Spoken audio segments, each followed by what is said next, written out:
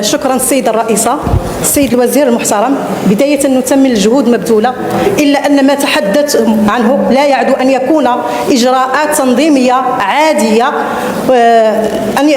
لا تمس جوهر العمليات المرتبطة بامتحان البكالوريا. أين هو الإصلاح الشامل لنظام الامتحان والتقييم والإشهاد كما حدد ذلك في القانون الإطار للتربية والتكوين؟ اليوم تراجعتم عن القانون الإطار للتربية والتكوين، وإذا كنتم تبحثون عن برامج خارج القانون الإطار، لماذا طلبتم تمويل خارجي وبأي شروط؟ هل بهذا سنطور التعليم ليكون ضمن 60 دولة عالميا كما حددتم في البرنامج الحكومي؟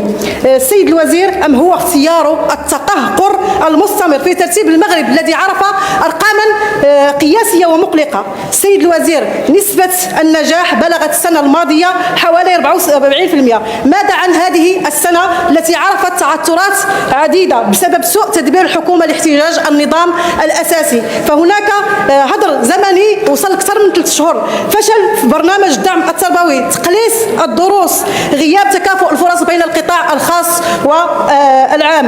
ألن تكون لهذا تبعات على الشهادة المحصلة، قيمة الشهادة المحصلة، وكذلك على شروط ولوج المعاهد العليا؟ السيد الوزير، مشاكل البكالوريا مستمرة، منها الغش الذي تعددت تقنياته، وما يمكنش نحلوا الغش اليوم بالتحسيس، ولكن لن يكون هذا غريبا عن حكومة ولدت عن انتخابات مغشوشة، وصار الغش سياسة عامة، سياسة في عملها وفي تحديد وتعيين مناصب المسؤولية. وشكرا.